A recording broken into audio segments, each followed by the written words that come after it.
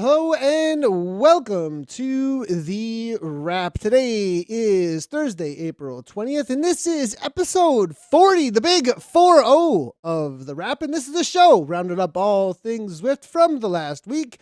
Racing, events, tech, fashion, you name it. We're live on Twitch, YouTube, Facebook, and Twitter. I'm Nathan Guerra. Anna Russel is sat next to me virtually. I'm in Wisconsin of the USA. She's in New Zealand, on some northern island there in New Zealand. And we are going to be talking about a whole lot of things today. As always, we'll be catching you up on what we've been up to in our training and Zwifting in the last week.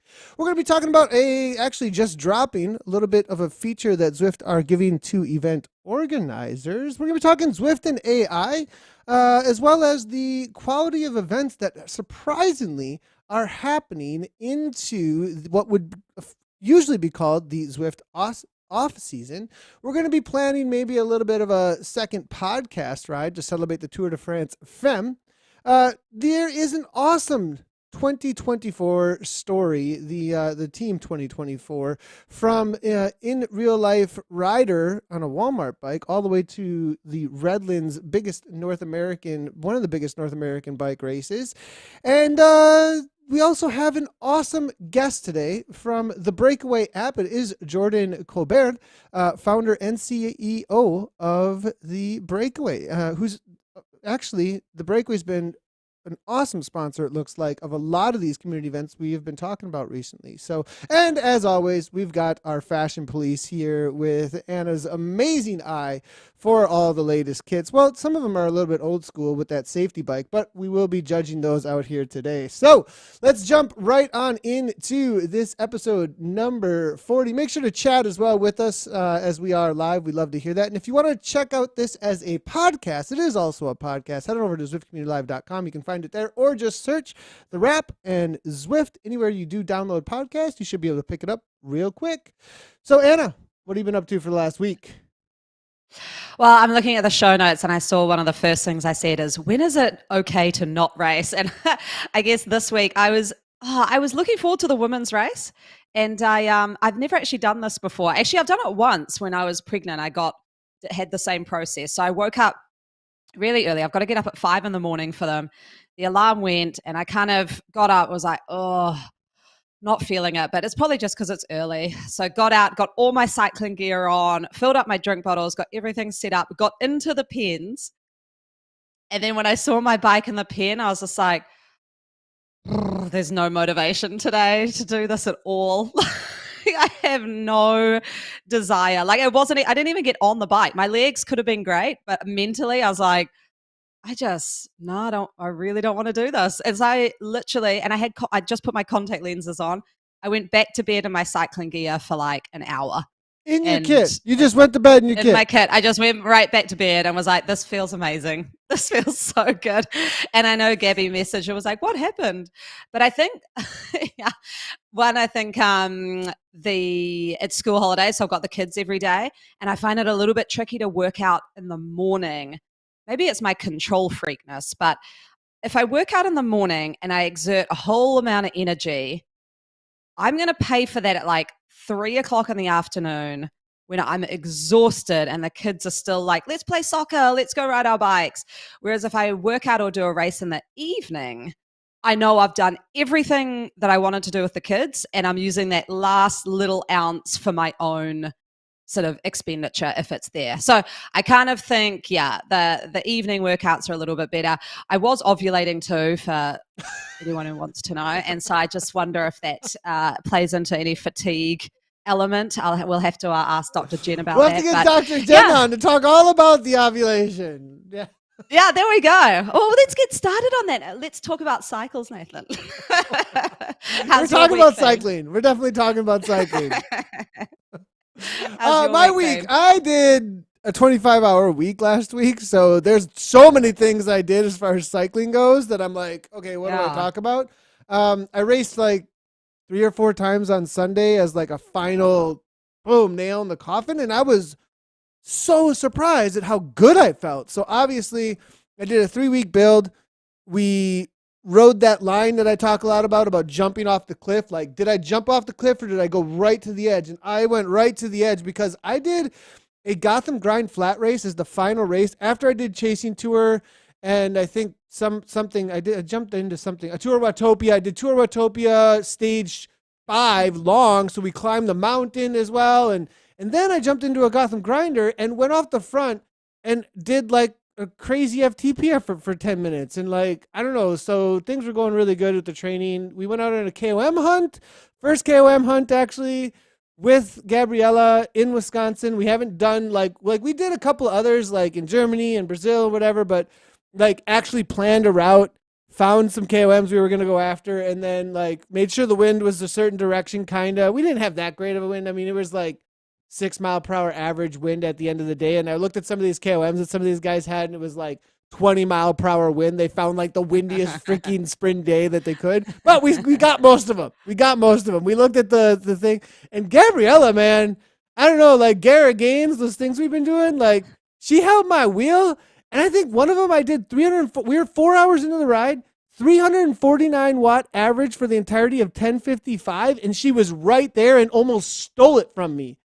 Like, oh my gosh. I was like, what? Like, I don't know. So we're going good. So that's kind of the last week has been like, Zwift, how do I have fun still in a final third week of a base 3/build phase? Yeah. While like using Zwift racing, you know what I mean? Or I got, because you can do intervals so much and eventually you're just like, and then like getting outside because it was like an 80 degree. I mean, you can see I think I'm peeling even a little bit. So what a flex. Yeah. Oh my God. Oh, actually on the, it feels like so long ago, the day after the podcast last week, I went out for a gravel ride. Now I went with my gravel friend, and because we're kind of new friends, I've been doing just the gravel rides, chill, chat, not too crazy, but she had to do something. So we're on a bit of a tight schedule. We could only ride 2 hours. And I was like, do you mind if like we did an out and back? I was like, do you mind if on the way back, like I go for a couple of QOMs? Like, she's like, no, go for it. I was like, oh, okay, sweet. So she like stuck on my wheel for a bit, and then I went for all the QOMs on the way back. Nice. There was like some that were on like flat road. Like there was one that was just this like 20-minute segment. I was like, that is awesome. So I was like, let's just interval it on the way back. And Did you start, it was fun. Do you have them set so that you have the live tracking or no? No, so like this is a game. Maybe I'm like, is it a Luddite? Where I'm kind of like, I'm not anti-technology, obviously. Yeah. But I see this thing. It's kind of like what I said when I do like the Zwift masochist badge, is I set these weird internal rules for myself. Like I can't do workups up Zwift. If I'm going to get the masochist badge, it's got to be like riding it with. So you have to do it purely. Is that what you're going to say? You have to do it without the computer telling you that you're ahead or behind. Yeah. It's just got to be like you against the world. It's just me. I'm like, I go as hard as I don't have a power meter on any of my bikes. I don't have anything. I've got this like basic old like Edge 130 that I bought for like $30 that shows nothing. Like I only had it because I needed it for Zada testing and Grand Prix racing. So it shows nothing. But I think that that's a purest way. I'm like, I know that it starts at this street sign. Yeah, you belong in the spirit of gravel. You belong in the spirit. Yeah. You're like, I'm so glad you got a gravel bike. Oh my gosh. So it was good. And actually what it did Gabriella help me couldn't be more different. She goes through and has to have every one of them starred. And she's like, I don't know where it ends if it's like, it's like, it has to be on the computer.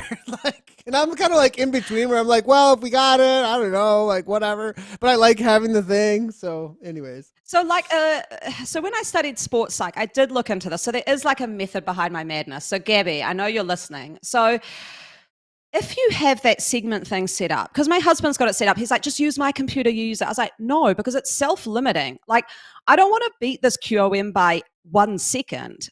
I want to beat it by like the maximal amount that I can put out. So I beat them by like, one of them I beat by 3 minutes, one I beat by 45 seconds, one I beat by like, depending on the length. So I was like, I don't just want to get these. Like I want to test and do maximal effort, right? Whereas I think if I looked and it's like, you're a second ahead, I'd naturally pull back the effort because I'd be like, well, I'm ahead, So it's kind of, I feel like sometimes it can be a self-limiter, those things. So we're going off of bunny trail a little bit here, but okay. Mm.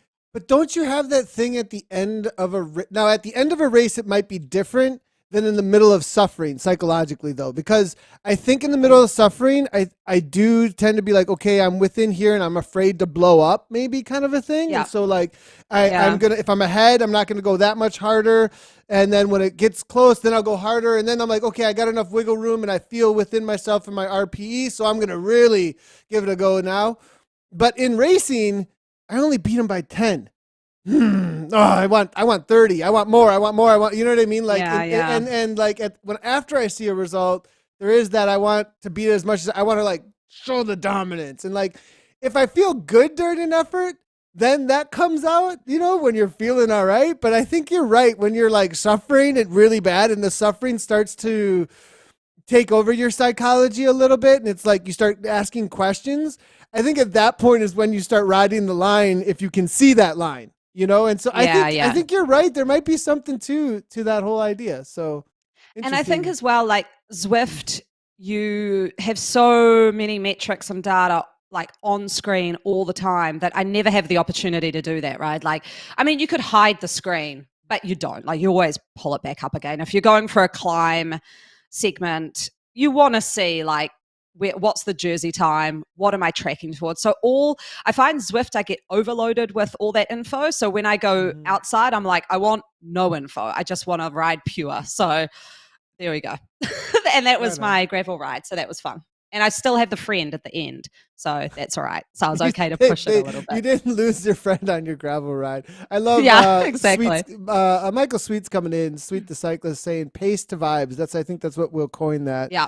Just pace to the vibes rather than using the live tracker. At least that's your method. See, this is view 3 versus view 1 all over again. It's about how you get KOMs and Q mountains. How do you QOM hunt? And then I kind of get that next thing where like, so obviously I did this ride, I got all the QOMs, and then I'm like, is this obviously like obviously you did. Obviously, sorry, I don't mean to chuck that in. I got none of the descents, but that's another topic because I don't think they should have descent QOMs. I think that's unbelievably dangerous. But anyway, totally different topic. But I don't know if that's in the spirit of gravel either, like to go out QOM hunting. So I don't know. We'll see. That's a whole nother can of worms. That might even be a different podcast, but because I think it might be. All right, what's up with this WKG ride? Yeah. Tell me all about this, Anna.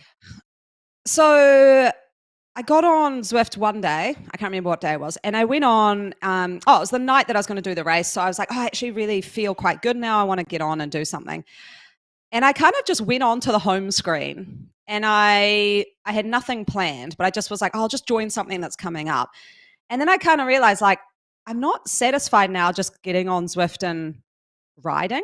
I didn't feel like doing a workout because I'd had other workouts planned for during the week.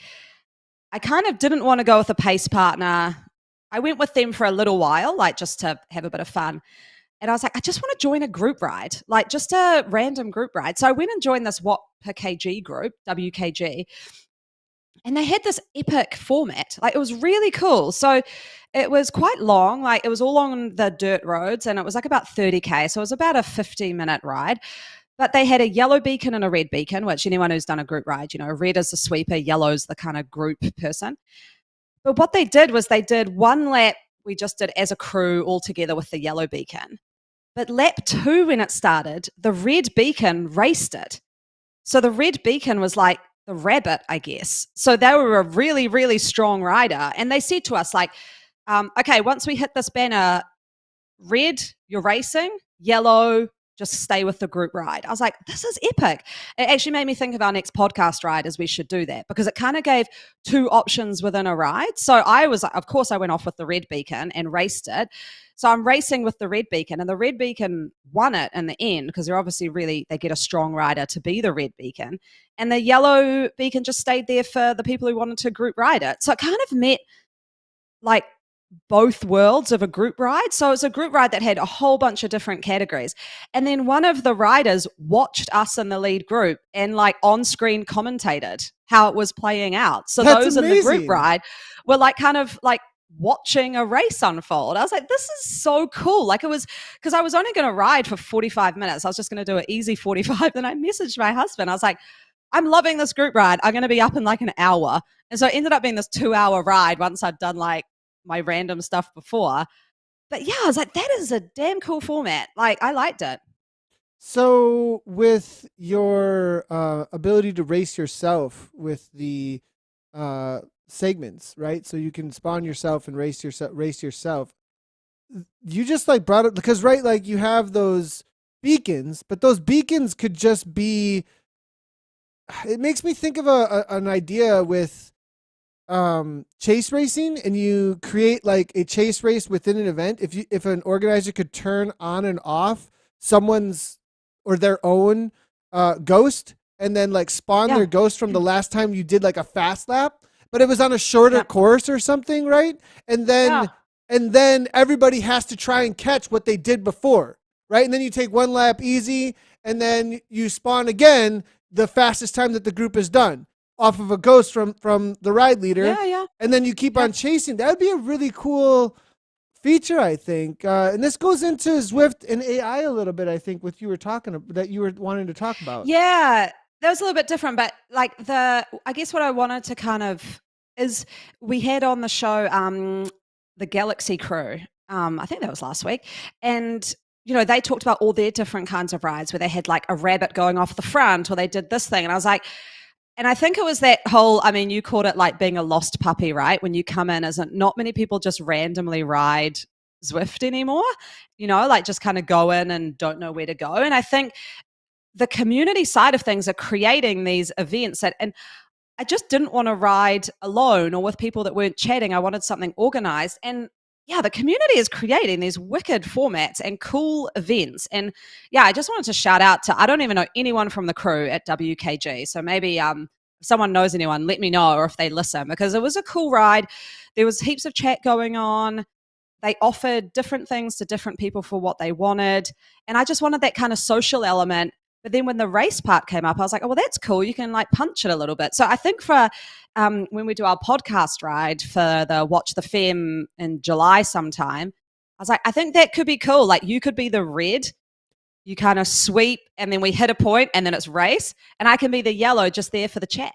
And then commentate your guys' race up the front. Make Nathan do all the work. I see how it is. Yeah. Yeah, I like it. Yeah. So on that front, though, with the discovery side of things, this is something that I know Zwift have been really focused on with, I wouldn't call it AI or anything like that, but did you notice that if you jump into, like, there is some work, I think, being done toward curating what you're interested in on Zwift and like what you might want to be doing. I don't think any of it's actually, but I think watch out for that. I'd be really surprised if we don't see more of that coming down the line.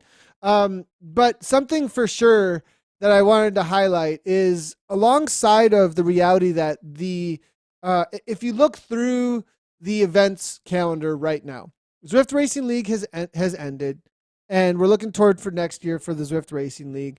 But I feel like this year especially, we've highlighted just in the last 3 months or so many community organizers that have put on high quality events.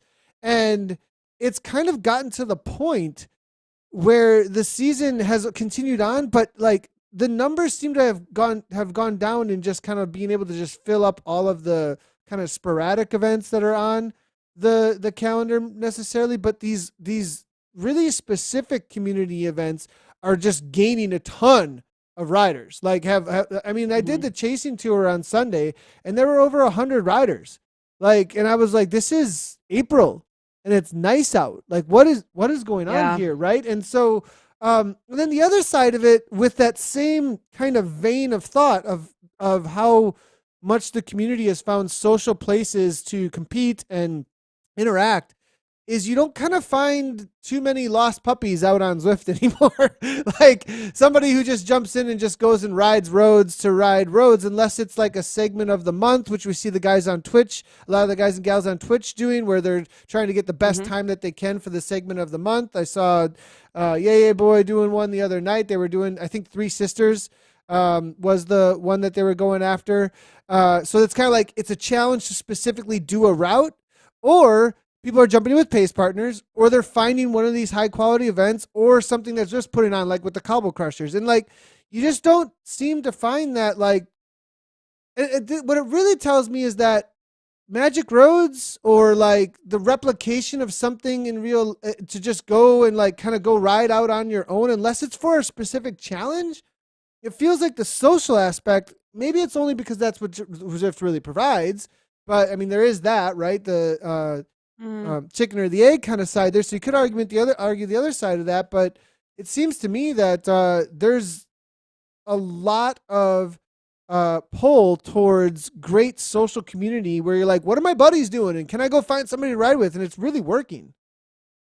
And I think the experience is good. So, like, I think what's happened is maybe like, I mean, I'm newer to Zwift than you, but it's been like 4 years, I guess I've been on there. Is like, perhaps before, the group ride maybe wasn't as good of an experience sometimes as riding solo. So like, for various reasons, maybe you went on and you got dropped, or the pacing wasn't set right for the event, or the communication was funny, or there was a technical glitch where no leader turned up at all, or so you were kind of like, oh, do I do that, or I'll just ride on my own? Whereas now, the group experience will probably be better than riding alone. Like, that's what I found anyway. So I was like, I'll just join anything that's on there, and that's why I'm joining all these kind of random club ones. And I mean, this event had like, I want to say like 70 people riding around. Like, it wasn't small, right? And so I was like, yeah, the quality is high now, and I think it trumps the individual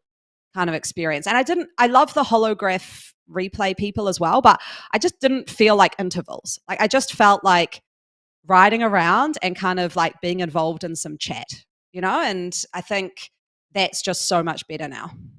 All right, let's go to one quick little thing that actually popped up about an hour before we started pre-production here, coming in from the devs over at Zwift. And there's going to be a little bit of technical jargon here that people are like, what? That doesn't make any sense to me. But there's a takeaway from it for the event organizers, like the ones we're talking about, and maybe how far the options may go for them to do things with their Zwift events. So it looks to me that the event organizers are going to be able to further customize categories within their events around certain parameters. The parameters that they're opening up to event organizers under special request is going to be ZFTP watts per kilogram. Now, that they can customize it themselves, right? So it's not just the Zwift set ones, right? And so, and this is kind of opening up where we've said this a lot, like the best organizers will rise to the top, right? Like they will figure out what to do with the options that are available, and then get the most attraction to their events. So ZFTP, ZMAP watts per kilogram, compound score, wattage, ceilings and floors, and VO2 max. Now, if those some of that doesn't make sense to you, you can head on over to Zwift Insider. There's actually fitness metrics and what those fitness metrics mean. There's actually an article about that over on Zwift Insider. Essentially, ZMAP is an estimate of your maximal aerobic power, so a 4 to 6 minute rather than just ZFTP, which is about a 40 minute to 1 hour. You can also do VO2 max, maximum oxygen uptake relative to your current weight expressed in ml, kg, mn, and that's also an assumed thing that Zwift is trying to figure out. But this is kind of cool. Now, the question that pops up for me, and has been talked about throughout the entirety of this podcast, it's been talked about for going all the way back to the beginning of Zwiftcast, is how far will this go? Like, if you can tick a box that says, let's change categories within these parameters to make sure that people are entering these pens within these parameters so that we can make it as fair or as fun as we possibly can. One thing that's also been requested is, well, can we identify what power source? Or can we identify someone who's just been known to be really like doing like a Zwift ID, like literally like this ID, like they've been showing up and they've been ruining. Maybe it has nothing to do with their performance. Maybe they showed up and did the bro chat that you don't like. And it's like, we don't want the Zwift ID hanging out. Like, I'm wondering how far that'll go, because it looks to me like they're building the infrastructure for outside event organizers to have a lot more control about how their events are participated in. Yeah, I think I mean, some of that is lost on me, all the like numbery parts. But as a event organizer, and I think actually probably the person to have on to talk about potentially is James Bailey. I have been chit chatting with him quite a bit while I've been organizing a few events here in the Southern Hemisphere.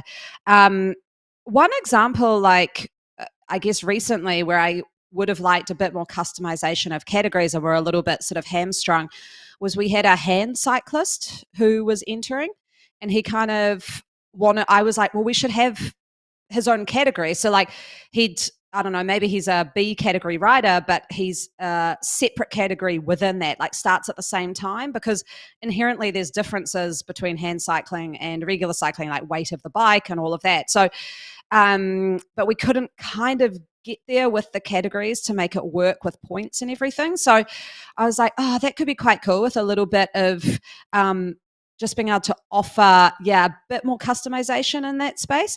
I think it would also take, I mean, it looks like the trend they're going towards, which is good, is offering the community a bit more of the control of what they want to do, because the community kind of has been doing that for ages. Just, you know, like with this red and yellow beacon, they've kind of been finding ways to use the system to what they want with the tools that are kind of there. But now it looks like the tools can go into their hands and they can do a bit more themselves, which I think is a lot better. Like it's a smart move from Zwift, because as we've seen from the community organizers we've had on, like they are smart people and they create great events. And if they can have more flexibility and customization to do that, I think that's good.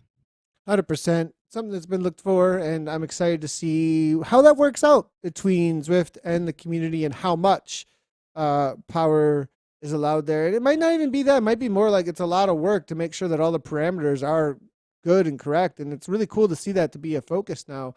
I definitely want to highlight this. This happened over the last week. The Redlands Bicycle Classic's been going on for both men and women. And one thing that's come out of the community, and a name that you will recognize, along with Emily Ehrlich, which is just a freaking amazing story as well, with some discovery a little bit through, you know, racing through Zwift and stuff, but mainly we've discovered her through seeing her jump into the Zwift racing as a part of Virginia Blue Ridge 2024 Pro Team.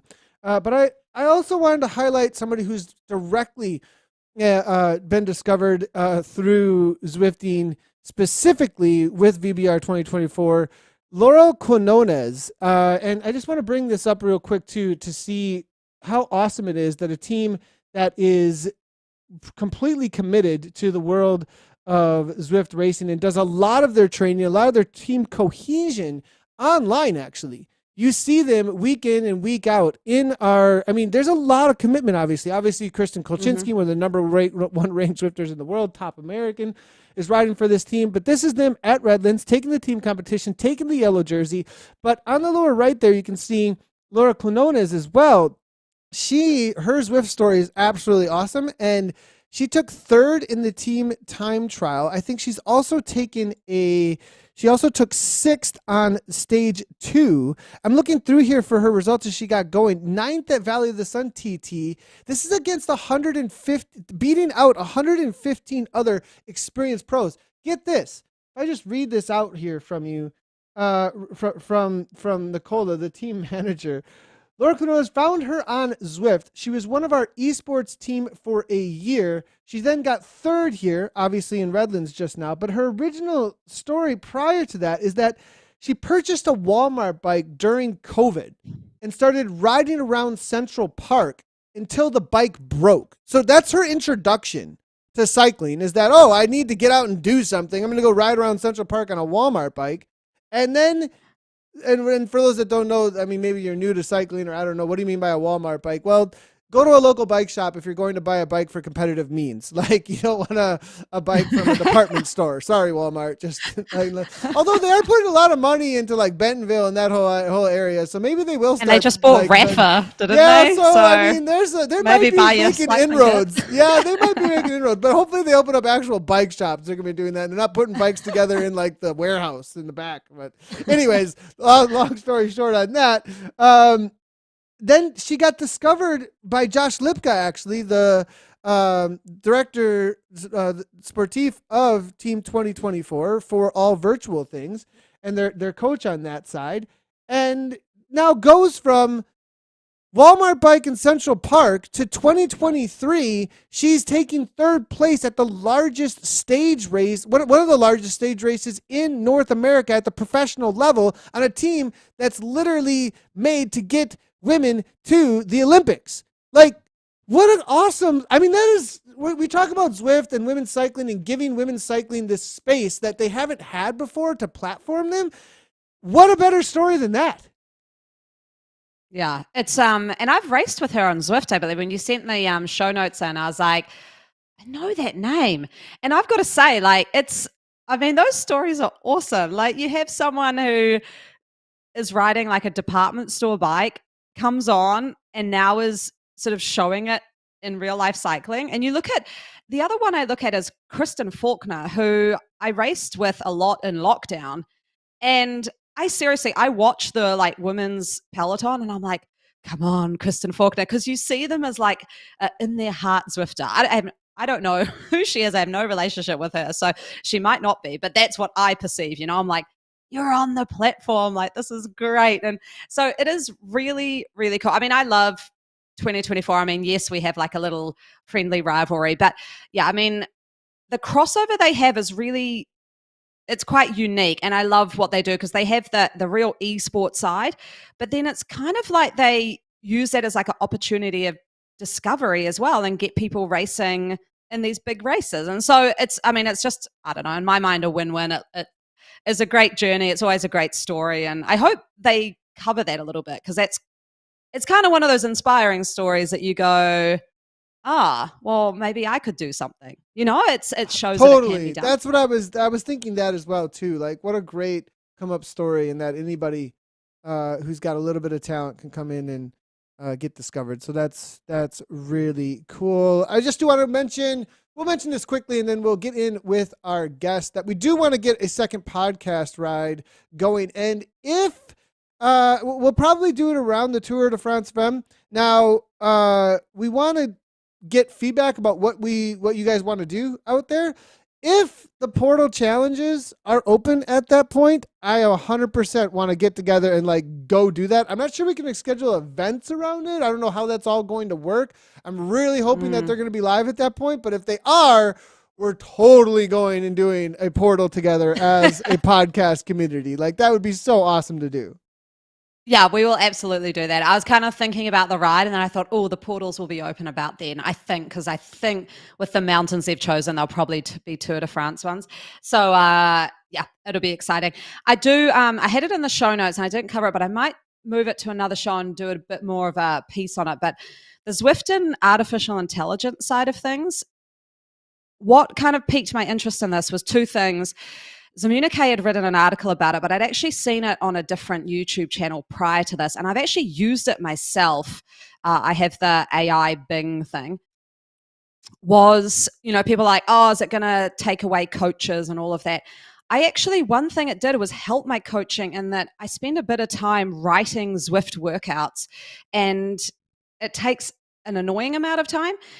And what I did was write into Bing, can you write me in a ZWO file format a workout that has, and then just wrote the workout like 3 by 8 minutes at X power, da da da da.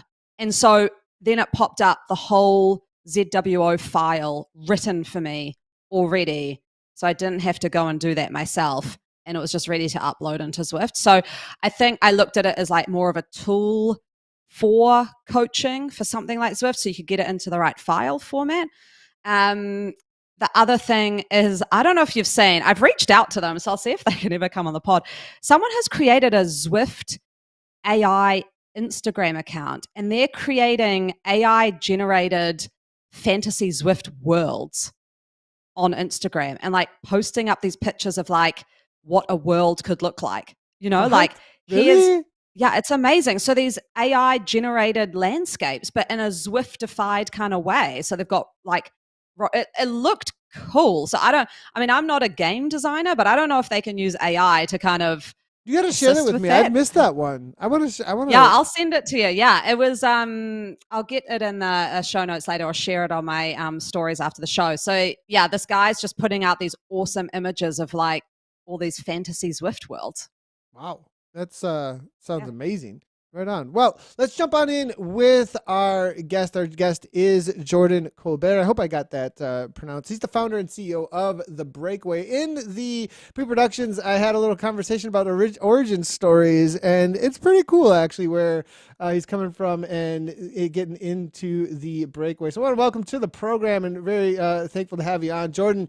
You want to help me with your last name? I want to make sure I got that right. I feel like I'm saying like a nice wine or something.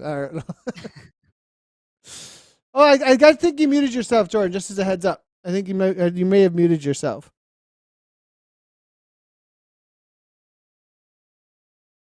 Or reload on the browser because I don't have any audio from you. You got me? No. Oh, we don't got him.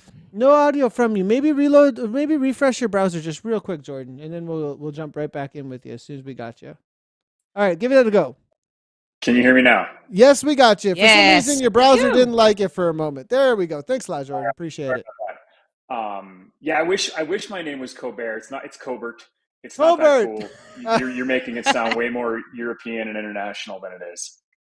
Right on, right on. Thanks for the help on that. I always need a little bit of help on the pronunciations, depending on where people are coming at us from the world. I'm so glad to have you on here.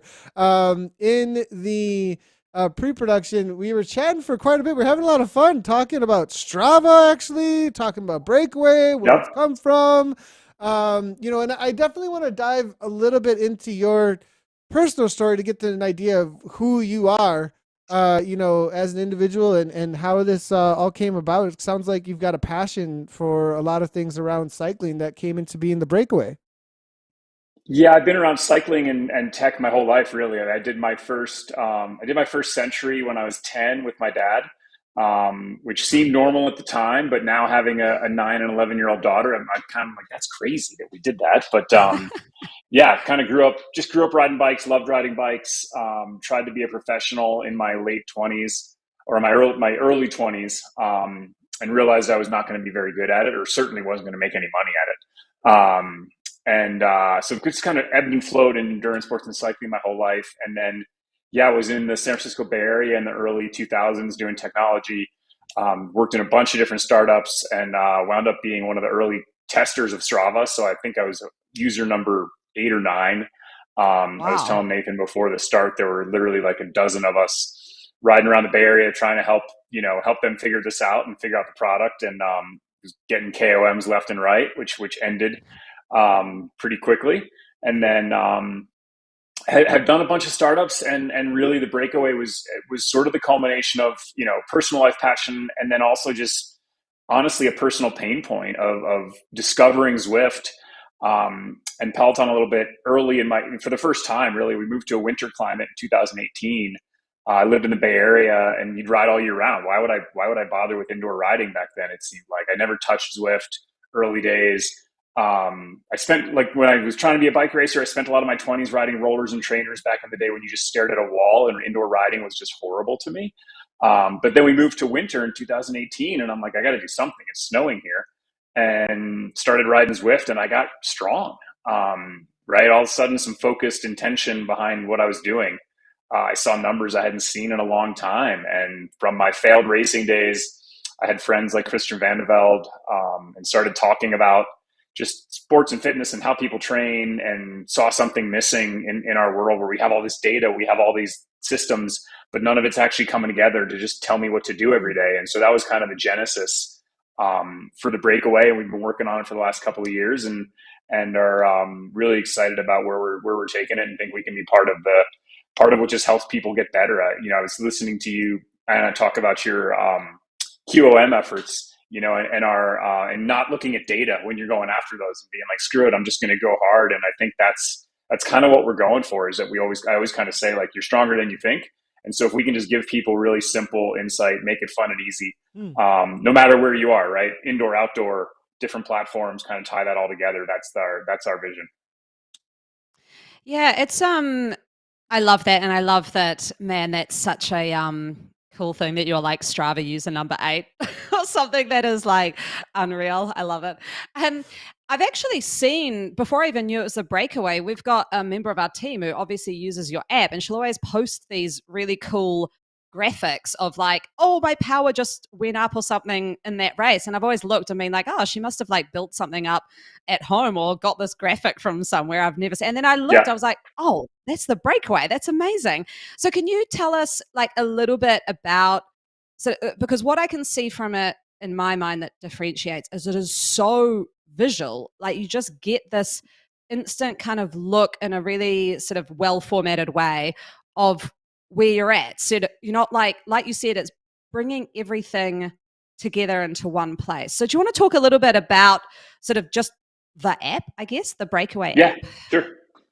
Yeah, so we're iOS only today. So apologies for Android users. We're hoping to have that by the end of this year. But basically today we start by just taking your data, right? So we work with Zwift, Peloton, Wahoo, Garmin, Hammerhead. We pull your power data today.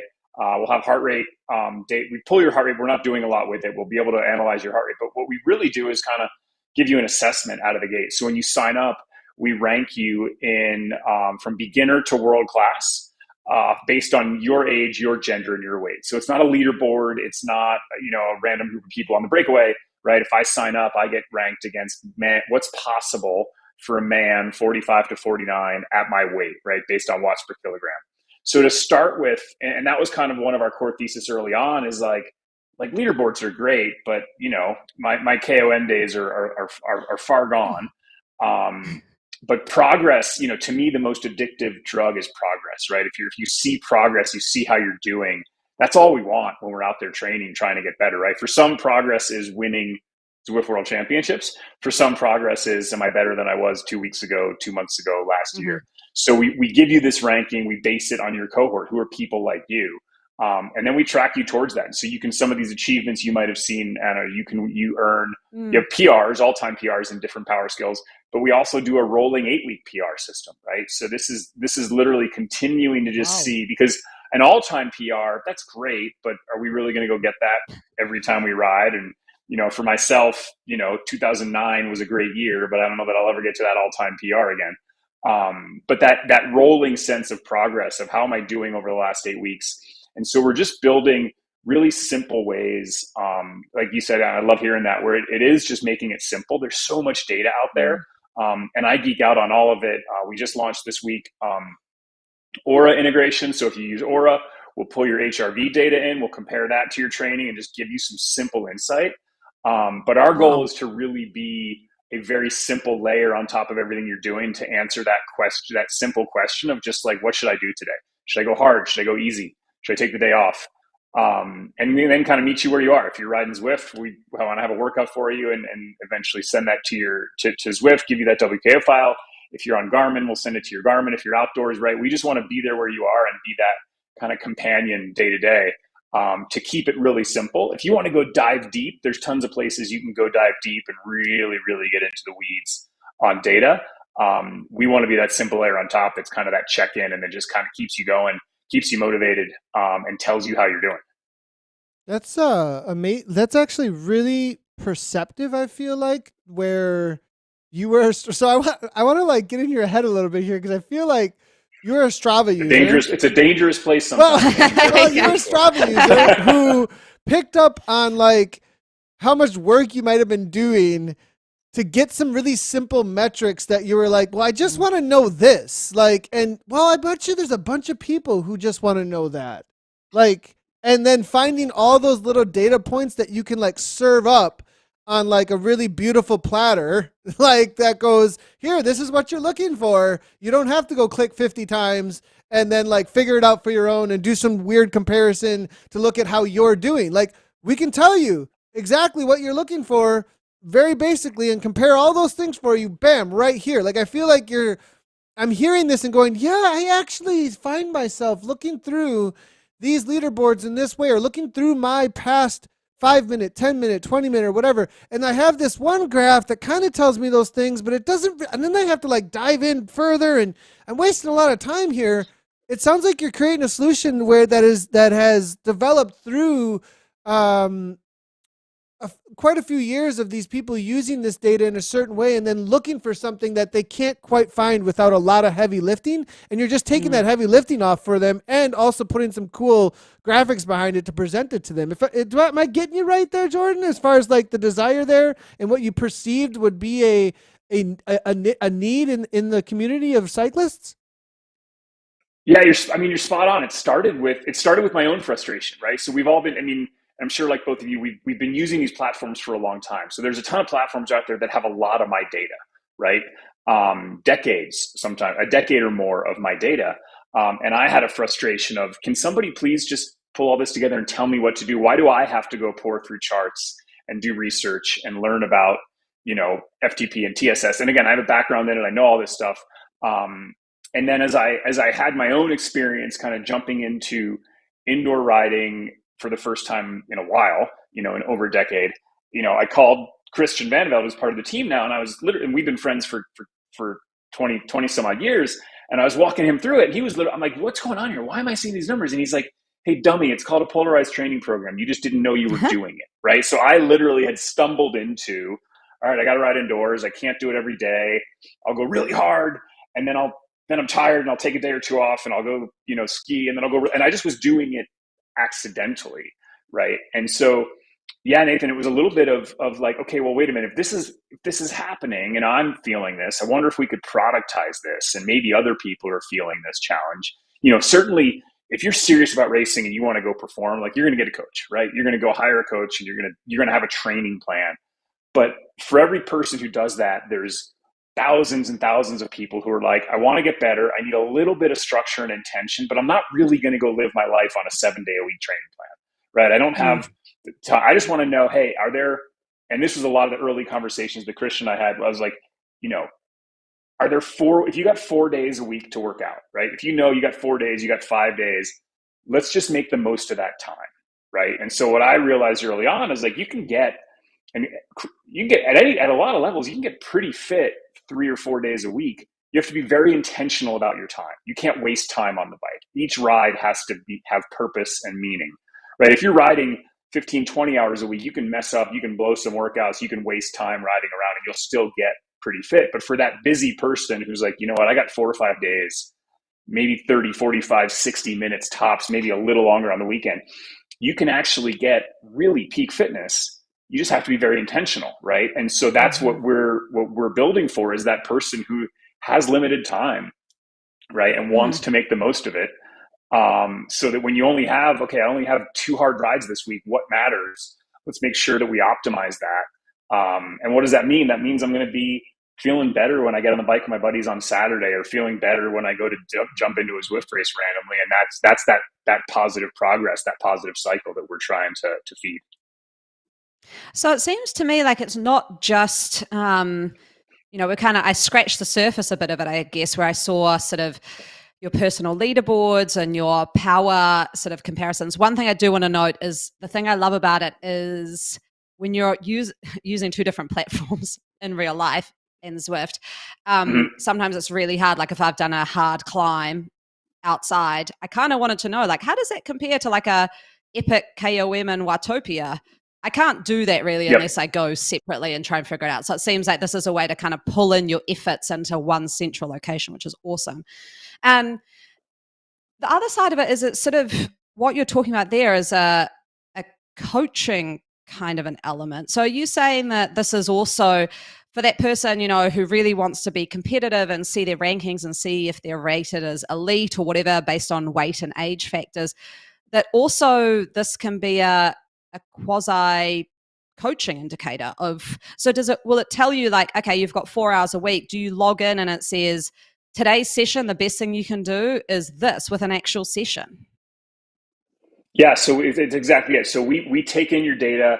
We'll make an estimate. So Anna, if you sign up, we're gonna look at your data and say, okay, it looks like you ride on average 5 days a week. You can change that. You say, all right, I got 4 days this week, right? You tell us how many days you have, and then we use your historical data to make recommendations each day. So if your average ride is 45 to 60 minutes, We're going to recommend rides of that distance depending on different levels of intensity or endurance, right? Or should they be harder rides or easier rides?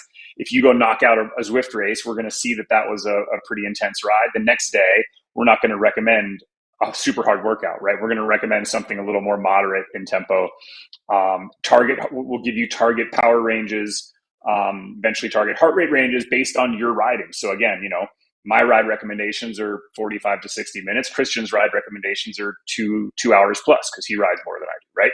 So we use your data to give you simple recommendations. It changes day to day, but we're not telling you, hey, go do this on Wednesday, right? And then what you get what I like to call the guilt of missing Wednesday's workout from that, 7-day a week plan, which but we just, again, back to that check-in, right? You go ride, you check in, and we'll take a look at what you did and then recommend what should be next, right? If you're telling us you've got 6 or 7 days, then we're going to recommend recovery days. If you're starting this week, if you're an Aura user and your HRV plummets, right, which is an indicator that your body's not responding to stress well, we might recommend a day off, or we might recommend just don't do intensity, right? Low HRV doesn't mean I can't train. It might mean I should be considered about intensity to make the most out of those intense rides that I do, right? So really what I kind of say that we're building sometimes is you were taking, we've got folks like Christian, we've got a team of sports scientists and coaches, and we're just taking the simplest stuff that everyone in these groups know and just making it as simple as possible for the average person like me to be able to run their life and then be like, okay, I got an hour. What am I going to get done? Let's go do it. Nice. So I like it that you're taking all the different metrics too. And so there's one thing that came into my head is a question that popped in was, so you're not tracking. I don't have to open up the Breakaway app and put HRV in. You're grabbing it from some other data point. Is that correct? If I'm getting this right, all the other data points are being pulled in and making sense out of them. Now, one other thing that I wanted to highlight here that was really perceptive was the idea that leaderboards become nonsensical and don't really mean anything to people a lot of times. If it's you're outside of the top 100, top 100 to 50,000, you're like, what? I don't even know. Who cares? I moved 2 places against so-and-so. And I guess maybe if you know the person, you know what I mean? And then that's in 49th and you're in 50th or whatever. But otherwise it's oh, well, unless you're hunting the KOMs themselves and so this is not a brag at all, but I'm always hunting the KOMs and so it was lost on me until I was oh yeah, there's situations where I was in Colorado and we were at elevation and I wasn't fit at that time and I realized I didn't care at all about the leaderboard actually. Oh well, I got 1,000th out of whatever against all these top pros that rode that thing. And I wish I would have been fit when I was there and done it maybe in my prime or something, but I'm not. And so these don't mean anything to me. And so you created a self leaderboard that actually updates on whatever time frame that you want. That's super simple to be here you go, and can compete. And because it seems to me you noticed that there is motivation there, but it wasn't being captured well.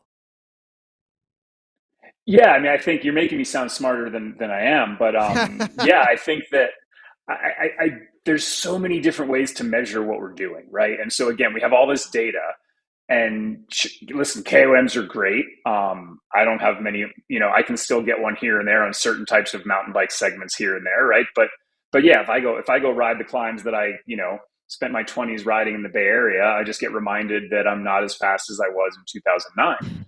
It doesn't mean I'm not making progress. It doesn't mean I'm not fit, right? It doesn't mean, and my goals change as I get older. So they may be about racing at one point. They may be about just getting fit. They may be coming back from injury or a work trip or young kids or whatever that is, right? What's that? Sorry, and coming back from pregnancies, same thing. You've had time off. Yeah. You've had time off, right? So what do you want to know? You want to see progress. You want to know, am I better than I was last week, last month? Right? Am I seeing progress? And it's personal, right? And that's what we get really fired up about, and then we have a social component where you can have a group of teammates that you follow, but you're all going after your own goals, right? So we have a way that you'll look and see who's riding this week and who's hitting it's all measured by kilojoules, right? And who's hitting their kilojoule goals. And I look at my group of friends, and everyone's got different goals. Some folks are shooting for 8, 10 KJs. I'm in the 3 to 4,000 KJ range, but you're seeing people hit their goals, and it's personal. And that's motivating, right? So if I know if it's Tuesday and I haven't gotten any rides in yet, and I look and I realize, oh God, Christian's already riding, I'm not worried about hitting the number he's hitting, because he rides more than he wakes up and puts out more kilojoules on the bike than I do all day. But it's just keeping something that's personal to you, and then keeping some of that social motivation. Eventually we'll have things like events and more structured things that you can all focus on together. But yeah, Nathan, you're spot on. There's times when KOMs, QOMs are what you want to go after, but for a lot of people, they're not. And at some point, when you drop far enough down the leaderboard, depending on how competitive the area is where you live or where you are in your fitness journey, right? At some point, that just is either not important or sometimes demotivating, right? Mm-hmm. There's certain leaderboards that I don't even want to show up on, because I'm like, well, I felt like I was working really hard there, and I'm not even close to my old PR. That's a great point. Jordan, there has been a question that's come in from Amy Mundasev in the chat, which was quite a good one, I think. For when people are riding outdoors, are they required to have power meters for this to bring in the data, or does it bring in different variations? Yeah, it's a great question, Amy. So today we're just power. We will be rolling out heart rate in the next few weeks to a month here. So we'll pull in data based on your heart rate. But in terms of achievements today, it's based on power. We'll have ways to do that with heart rate and other things as we go. Okay, cool. Thanks for that. The question I had for you is, I kind of saw your app, one, because a girl on my team was using it, but also we've had some guests on the show talking about their events lately, and whenever they've pulled up their sort of slideshow about the events or an event image, there's a little thing in the corner saying the Breakaway. And it's been on a few of them now, enough for me to sort of go, what's going on here? So what's your space in this community events in Zwift? Because obviously you're sort of, I guess, sponsoring quite a few of them. Yeah, we're starting to. We're seeing the Zwift community really. So again, we work across indoor and outdoor, all platforms. Obviously with power, the Zwift community is really engaged, and Zwift community is so data driven, right? It's like Zwift, and Peloton to a lesser extent have kind of democratized a lot of these things that, were only captured by a super small segment of cycling for a long time, right? FTP and all these metrics that are now becoming kind of the norm, right? I think you're probably referring, the one that we're partnering heavily with is Jonathan Morin and the Chasing Tour 2023 events. So that's probably a big one, which I think is a really cool thing that he's doing, which is a season-long, for those that don't know, it's a season-long series of races that match up with Pro Tour races. So you can do a race on different time zones on any of the major days, whether it's, Paris-Roubaix, Milan-San Remo, Tour de France, Tour of Italy coming up, Chasing Pink, that they're calling it. And so, yeah, we're just finding ways to get the word out and get engaged, and definitely for folks that are, events are folks that do events. I think what's so cool about Zwift, I've been on Zwift for a while, but I just started doing the races this year, really.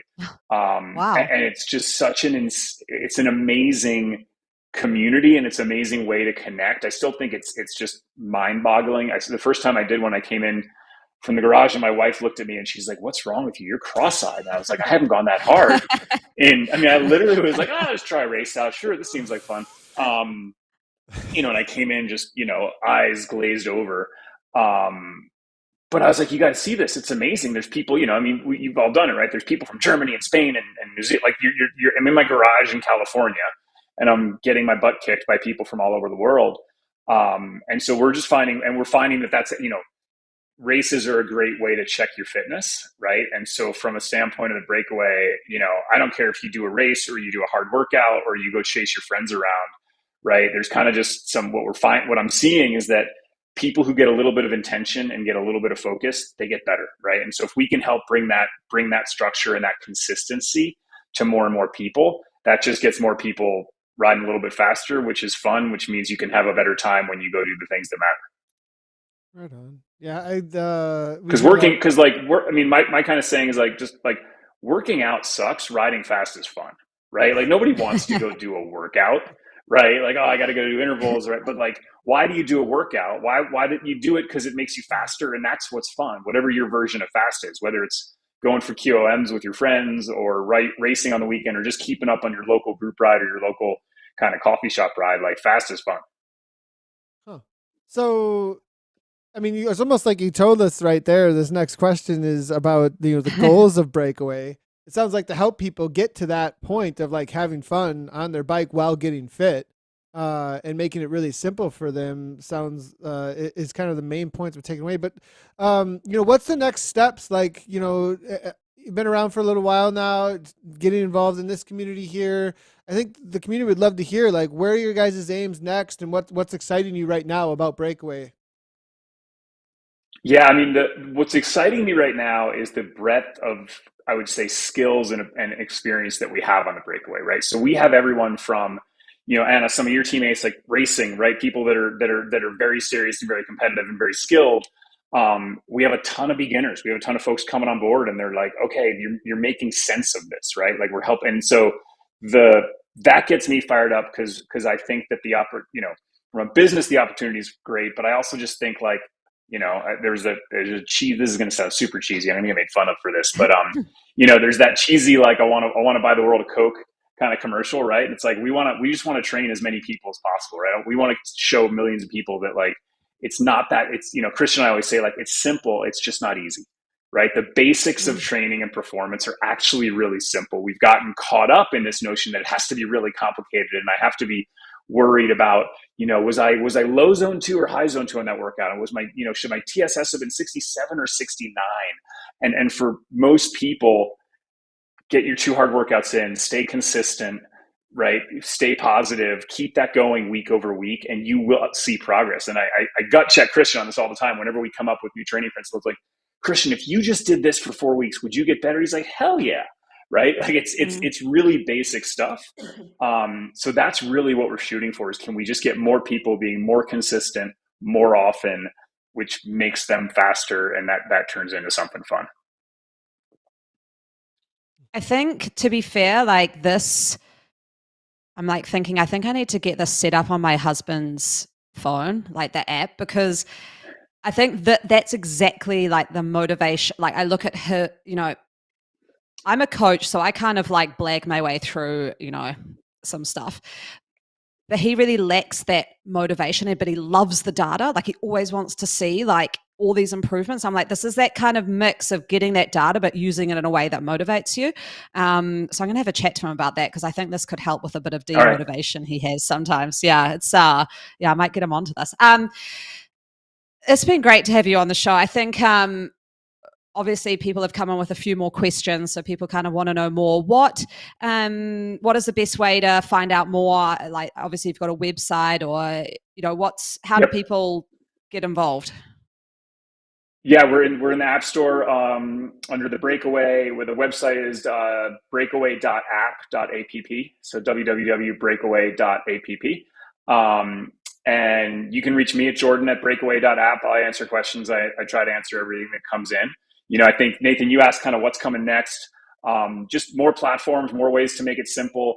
We've got some really cool AI workout stuff coming that I won't talk too much about, but I heard you guys mention that earlier on.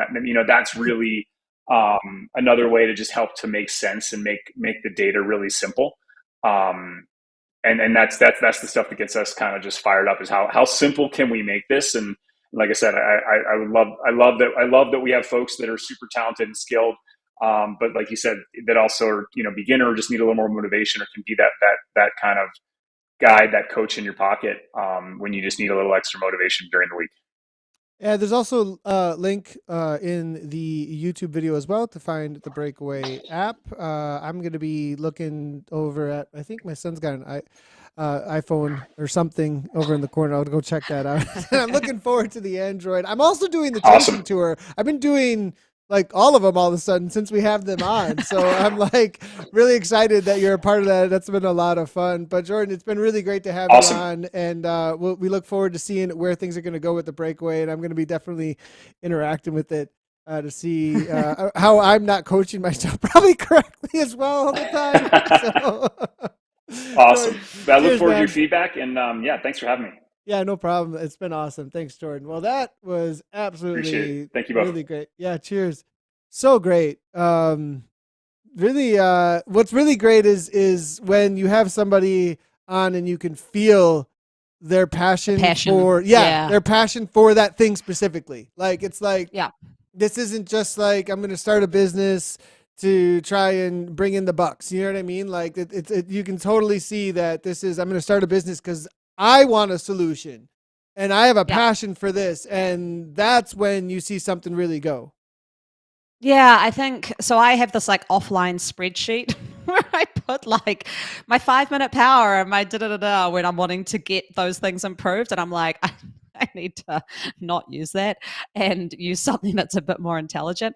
The thing I like too is that it took PRs from a more recent time period. Like I struggle a bit with all my PRs in Zwift because there was a period in 2020 or 2019 when I'd kind of first got onto Zwift and I first started racing or actually putting in effort.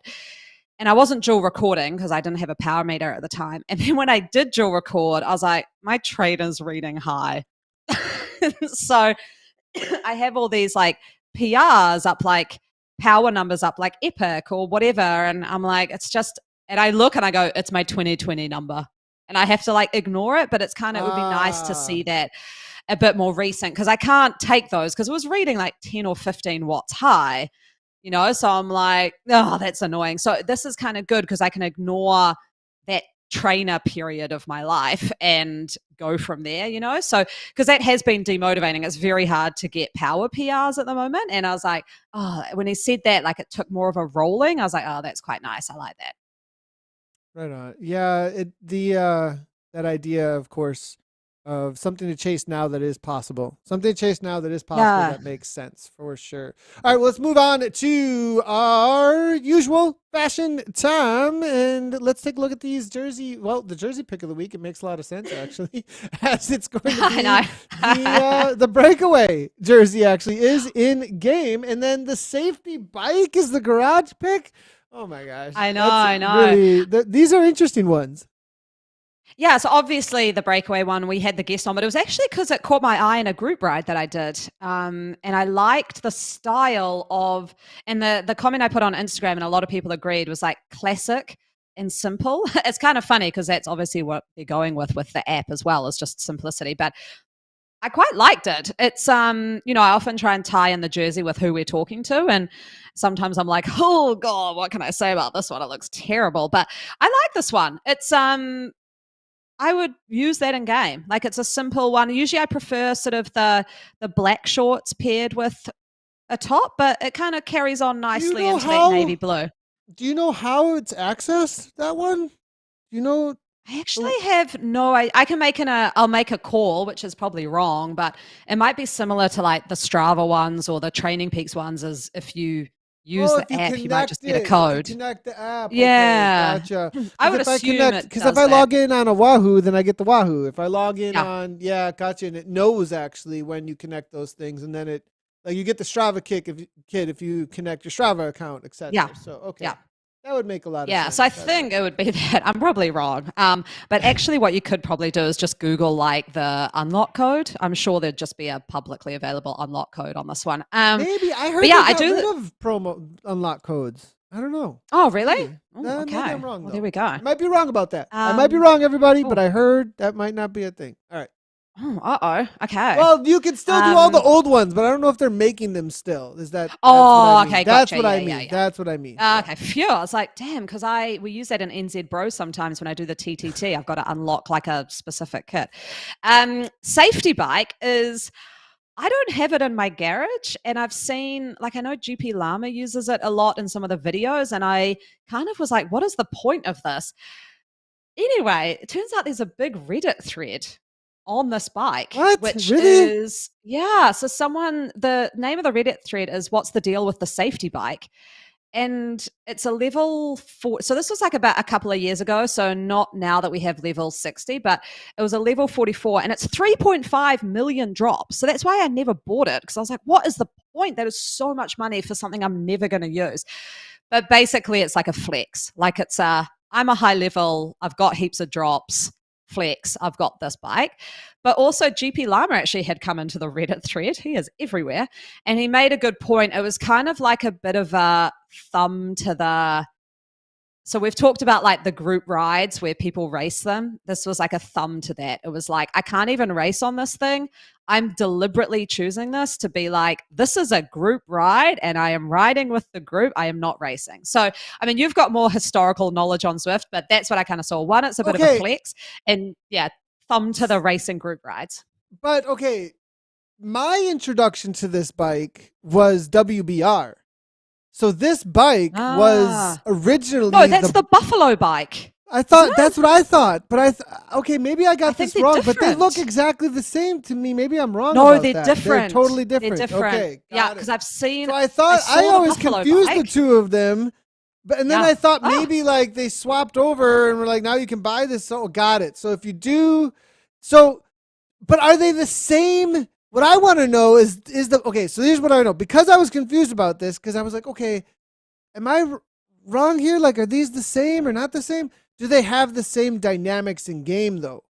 Do they is the safety bike and the Buffalo bike the exact same draft and all that different kind of stuff, or are they different? That's a question for Eric. Yeah, and has Eric tested them? I mean, would he put the effort into testing them, I wonder, because that'd be interesting if one's faster than the other, if they're just a different skin on the same kind of concept. There was also like a comment that came through where someone said that for a brief period, it was the fastest climbing bike in game. There was a really brief period where like something weird happened and all of a sudden it was like, this was a crazy fast bike. The best bike. Yeah. So this is, if you want to give the finger to the people who are racing group rides in a subtle way that only Zwifters know, like hardcore Zwifters like us, I guess, go spend your millions of drops on this and just use that in the group ride. And that's kind of So I think that's what Llama does with it. And That's there we go. Crazy and expensive. I didn't know it was that expensive. Like, wow. That's I know. Someone else made a good point, which was like quite funny, I thought, was that the higher level you get in Zwift, the less you need the best equipment there, because they want to make the best equipment available at earlier levels so that everyone has a bit more of an even playing field, which I get. So then they're saying the higher you get, the more of a novelty factor there are, like animal socks, which is true. Like the higher you get, the less performance-based it is. And then someone made a point like, well, that'd be cool in real life racing. Like you see the Tour de France riders and they're all just wearing like skater helmets and steel bikes with panniers and stuff. I was like, that's a really cool point. So yeah, great little rabbit hole I went into with the safety bike over the weekend. So there we go. Wanted to, before we get going, highlight the events that are coming up as well from our community. Obviously, we've got Chasing Tour is still going. I'm going to be doing that Sunday race. WHL TTT still going. I'm doing that as well tonight. We have BL13 have been doing their race series number 5. Be on the watch out for that. They also have a new mascot called Billy, and that goes. They're on a recruiting. It looks like a campaign for a women's team for BL13. Go ahead on that, Anna. Yes, sorry, that totally piqued my interest when you said BL13. I got sent a message. They've got a mascot, which is awesome. But yes, I have. So it wasn't just my eyes. I was in the Zwift Women's Racing League, and I was like, why is there a BL13 kit in here? Like, I was like, that's weird. And then I got this message, and I was like, so they've recruited some riders already who are racing in the kit, but I guess heading towards Grand Prix like Next is doing. They're getting that women's team up. So kudos to BL13, having the women's side coming in too. So keep an eye out on that team announcement. Excited for that. Yeah, and then also real quickly, OTR are also putting on, it looks like, a preview for the Dirt Racing Series. Dirt Racing Series is happening, but starting Wednesday, April 19th, Snap, Crackle, Pop, the DRS Preview Edition.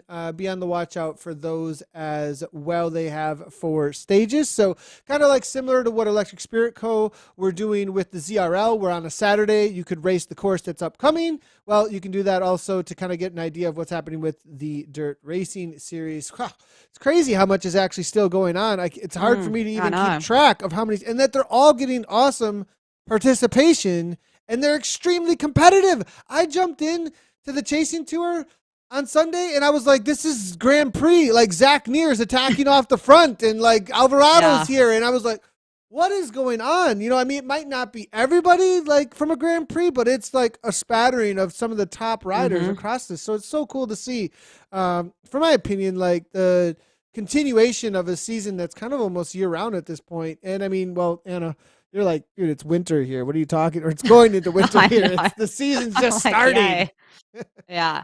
I mean, we've got the Oz Cycling Series kicked off last night, and we've got the Triathlon New Zealand Series, which I organize, kicking off in a couple of weeks. So we've got some big local series, but they tend to be more like private ones, and they just bring in like the country. So yeah, those are happening, and yeah, it is awesome. And I think it's kind of, I never got it why people went completely off Zwift when it's summer. Like, you still need to do some workouts, and sometimes a fun way to do a workout is a hard race. So yeah, I think it's good. People have found the light. There's a little bit of a belief, I think, in there, like an idea, you know, that gets held on to, that if it's sunny out or summer and I get a tan, I cannot ride indoors. You know what I mean? Like, and you know, like, rather than just do what works. Like, and if my bike is set up and ready to go and I got kiddoed or whatever, like life is happening, it's way easier for me to just jump on my bike inside and go do a ride. So I think you're racing in 9 minutes. So is that happening? I know. I just messaged. I just messaged. All right. What are you doing for the next? Give us real quick. What are you doing in the next week? Anything cool? Real quick. Oh my gosh. What am I doing? I don't know if I'm going to some triathlon training tomorrow. That's about it there. Zwift wise. Oh man, maybe I need the Breakaway app. I'm just like, who knows? I'll tell you next week. I will have jumped into some random group rides and some crazy stuff. So it's the end of school holidays though, so I can get back into like a little bit more of a routine, which will be nice. Look forward to seeing you in the Zwift Women's Series, hopefully next week, Ben. And I'm going to be doing the Chasing Tour, the WTRL TTT, and some SST work. I've been on a rest week, so minimal hours, but those things will be happening through the weekend as we start to ramp back up into some training. I race a mountain bike in about 2.5 weeks. Hopefully, if this collarbone is good to go, it should be, though, I think. We'll see. All right, everybody, you can find this podcast over on ZwiftCommunityLive.com, as well as anywhere that you do download a podcast. Make sure to hit that like button. Follow, subscribe, all the places that you may be watching live or on your places that you download podcasts. Appreciate everybody tuning in so much. We'll see you next week for episode number 41. I'm Nathan Guerra, Anna Russell, and from us, as always, we'll see you out on Zwift, and ride on.